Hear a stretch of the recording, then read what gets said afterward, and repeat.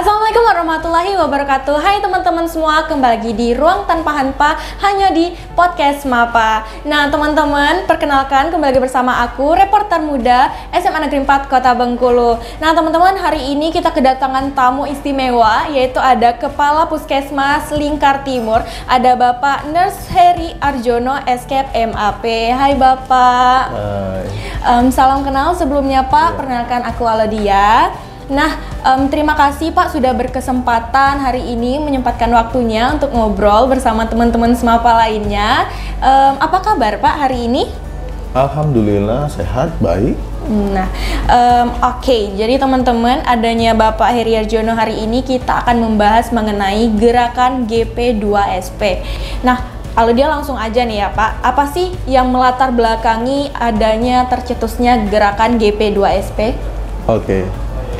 Jadi GP2SP ini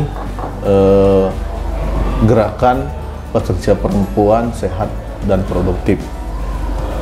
Gerakan ini dicetuskan oleh beberapa menteri, ada 3 menteri yang sudah mencetuskan gerakan ini, yaitu Menteri Kesehatan, Menteri Pemberdayaan Perempuan, dan Menteri Tenaga Kerjaan. Yang dimana memang sasarannya itu para pekerja perempuan. Karena para pekerja perempuan ini lebih berisiko, berisiko dengan kesehatannya. Pekerja perempuan ini utamanya dia bisa bekerja dengan kondisi yang hamil. Iya, betul. Jadi salah satunya risikonya seperti itu. Jadi tercetuslah kegiatan ini GP2SP, di mana nanti pekerja perempuan ini akan lebih diperhatikan. Mungkin itu gizinya, mungkin itu kesehatannya, ataupun pekerjaan yang layak untuk mereka saat mereka sedang misal tadi seperti sedang hamil dan lain-lain. Oke.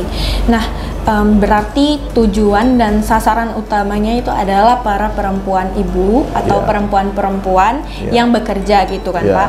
Nah, Aldia pengen tanya nih, sasarannya kan udah ibu-ibu atau perempuan yang bekerja. Nah, apa sih yang sasaran apa ya? Gimana ya ngomongnya tuh kayak sasaran apa yang harus dicapai agar ibu-ibu tuh dalam bekerjanya juga lebih aman kayak gitu Pak? Oke. Yang pertama, ibu-ibu ini kita harus perhatikan kesehatannya.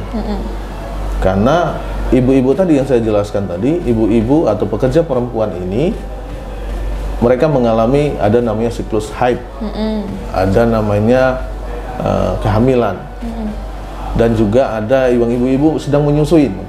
Jadi kita harus perhatikan kesehatannya dulu. Jadi kesehatan itu kita harus cek berkala ataupun rutin. Nah, memang sudah diinstruksikan bahwa setiap instansi atau pemberi pekerja itu wajib melaksanakan GP2SP ini, supaya nanti pekerja perempuan ini bisa dilihat kesehatannya. Jadi kesehatan ini misal utamanya nanti ada kegiatan mungkin melibatkan pihak lainnya seperti puskesmas, misal di sekolah ini nanti akan melibatkan puskesmas. Nanti kita jadwalkan berapa kali dalam misal 1 tahun kita cek kegiatannya.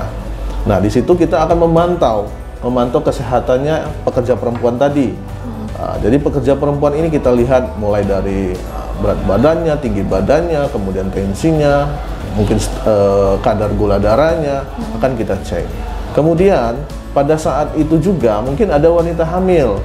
Wanita hamil itu yang memang harus lebih kita perhatikan, karena perempuan atau wanita yang sedang hamil itu lebih rentan terhadap risiko-risiko, entah itu risiko penyakit, entah itu risiko kecelakaan saat bekerja. Jadi kita harus perhatikan. Jadi kenapa harus ada GP2SP? Supaya nanti pekerja perempuan ini lebih merasa nyaman saat bekerja. Dan pimpinan di suatu instansi juga paham bahwa pemberi pekerjaan atau yang memerintah untuk bekerja ini harus dibatasin. Misalkan selama dia tadi misal sebelum hamil bekerjanya berapa jam, saat hamil mungkin diberi toleransi untuk bekerjanya dikurangin sedikit atau diberi waktu istirahat yang lebih gitu. Berarti gerakan GP2SP itu lebih memberikan perhatian kepada perempuan-perempuan yang sedang bekerja gitu ya Pak? Iya. Nah, kalau sekarang bentuk kegiatan apa yang udah dilakukan untuk menjalankan kegiatan GP2SP ini Pak? Iya kegiatan yang berjalan seperti selama ini yang kita jalankan, ada di instansi maupun di di perusahaan swasta. Kita dari Puskesmas sudah ada kerjasama dengan pihak-pihak tersebut. Kita melakukan pemeriksaan kesehatannya. Memang ini baru kita jalankan, tetapi insya Allah nanti kita akan rutinkan bahwa kita cek tensinya, kita lihat status gizinya, itu kita harus lihat juga. Dan kami juga sudah kegiatan-kegiatan yang sudah kami jalankan, ada yang ikut dalam kegiatan, ada dokternya, ada petugas gizinya, ada bidannya, ada perawatnya. Jadi mulai nanti yang selama ini kita jalankan, memeriksa kesehatannya, memeriksa gizinya, memeriksa status risikonya, kita sudah jalankan, sudah kita lakukan di beberapa instansi. Jadi sudah kita pantau bahwa kalau memang ada pekerja perempuan yang menurut kita kesehatan ini harus lebih diperhatikan, jadi kita sampaikan ke pimpinan atau ke tempat yang pemberi kerja bahwa si ibu ini harus lebih diperhatikan Pak, karena mungkin risiko tinggi dia terhadap penyakit apa atau seperti apa. Jadi pimpinan tahu dan sudah bisa memberi keringanan atau toleransi. Gitu. Sebelumnya ada nggak sih Pak kayak kasus adanya kecelakaan kerja seorang perempuan gitu sampai tujuan para menteri itu mengadakan gerakan ini gitu Pak? Oke. Jadi memang awalnya tuh kasus pekerja perempuan ini bukan kasus kecelakaan dan lain. Utamanya karena pekerja perempuan ini boleh kita kita katakan para ibu-ibu dan pekerja perempuan tidak istirahat, utamanya ibu-ibu. Mereka di rumah bekerja, entah itu punya anak, entah itu mengasuh ataupun menyiapkan keperluan rumah tangga.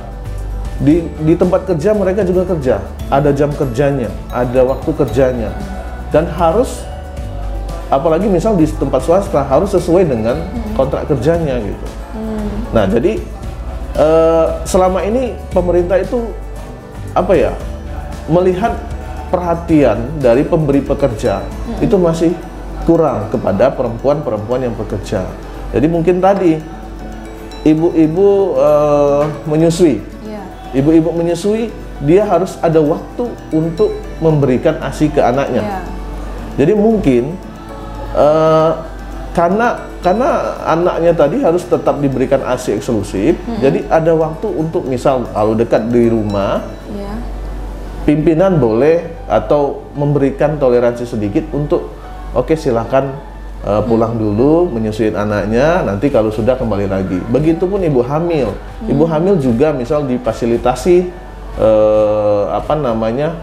tempat yang khusus atau tempat yang untuk dia istirahat, karena memang butuh waktu istirahat yang banyak untuk menjaga kehamilannya. Tetapi kalau kasus-kasus yang dikatakan tadi kecelakaan kerja itu mungkin setiap di tempat kerja, baik itu perempuan dan laki-laki, sering terjadi kecelakaan kerja. Memang pasti ada gitu. Tetapi salah satunya juga GP2SP mengurangi risiko itu. Jadi dengan kita perhatikan, dengan kita fasilitasi, ataukah di sini mungkin ada ruang laktasi, misal laktasi itu bukan untuk menyusui. Laktasi itu ruang menyusui, tapi bukan untuk menyusui anak, tetapi mungkin untuk pompa ASI atau ruangan untuk istirahat para ibu-ibu hamil dan lain-lain gitu.